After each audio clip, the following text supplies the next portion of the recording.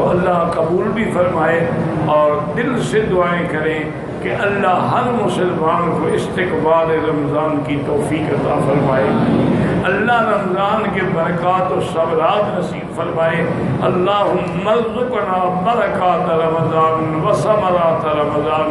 و صیام رمضان و قیام رمضان ایمانا و احتسابا،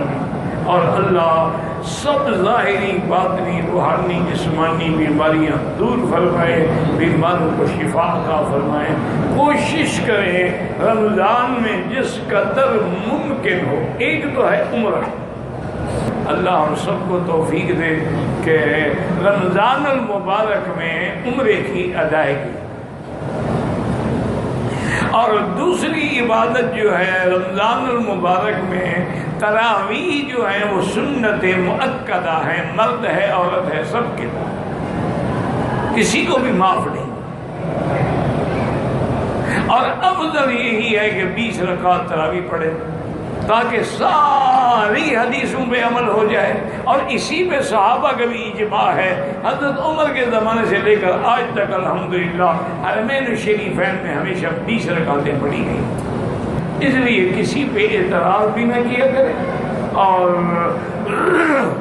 جان بھی نہ چھڑایا کریں کہ چلو جی 8 پڑھ کے جان چھڑائے، نہیں، کوشش کریں گے 20 تراویح پڑھیں، اور جن کو اللہ 20 تراویح نصیب فرما دے وہ تہجد کی نماز بھی گھر میں پڑھے۔ افضل تہجد کے لیے یہی ہے کہ علیحدہ پڑھے اور گھر میں پڑھے، اور تاکہ اس کے اور اللہ کے درمیان میں ہو اور کسی کو پتہ ہی نہ ہو کہ پڑھی ہے کہ نہیں پڑھی۔ اور اسی طرح رمضان المبارک میں یعنی روز عمرہ اور اس کے بعد جو ہے تراویح سنت مؤکدہ، اور کوشش کریں رمضان میں قرآن زیادہ سے زیادہ پڑھنے کی، کیونکہ شہر رمضان جو ہے یہ شہر قرآن ہے، اللہ نے قرآن اتارا ہی رمضان میں ہے، اس لیے زیادہ سے زیادہ پڑھنے کی کوشش کریں۔ اگر زیادہ نہ بھی پڑھ سکے تو کم سے کم 3 پارے تو روز کے پڑھیں، 10 پارے تو روز کے پڑھیں، تاکہ 3 دن میں آپ کا ختم ہو جائے۔ وہ تو خیر خوش نصیب لوگ تھے، وہ تو عبادت والے لوگ تھے جو رمضان میں ہر رات دن میں ایک ختم کرتے، جیسے امام شافعی رحمۃ اللہ علیہ۔ تو بہرحال اگر آپ اتنا نہیں پڑھ سکتے ہیں تو کم از کم 10 پارے جو ہیں وہ رمضان میں پڑھیں،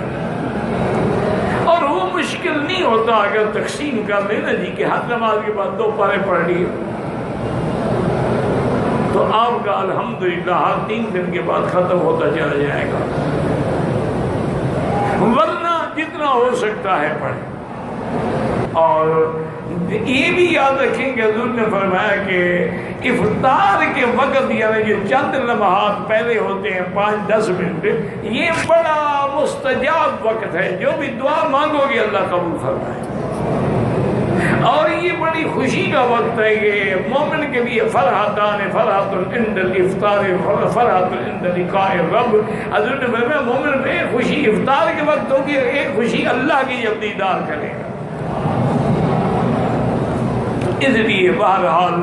روزے میں ہر قسم کی احتیاط کریں، اور یہ بھی یاد رکھیں کہ روزہ اس کا معنی نہیں روزہ رکھو ٹیلی ویژن دیکھتے رہو، روزہ رکھو اور فلمیں دیکھتے رہو، یا روزہ رکھو اور گیم کھیلتے رہو، یا روزہ رکھو اور غیبت کرتے رہو، جھوٹ بولتے رہو، تو پھر روزے رکھنے کا فائدہ نہیں، اللہ کو تمہارا بھوکے پیاسے بننے کی ضرورت نہیں ہے۔ روزے کا معنی ہے ہر چیز بند، کھانا بھی بند، پینا بھی بند، لغویات بھی بند، لہو بھی بند، کھیل بھی بند، بد زبانی، ہر چیز بند۔ اور اسی لیے یہ بھی یاد رکھیں کہ اگر کوئی آدمی رات میں اپنی بیوی سے ملے تو رات کو جائز ہے، پہلے منع تھا، بعد میں حکم آ گیا کہ جائز۔ تو بہرحال اور ایک دوسرے کے لیے دعا کریں، اور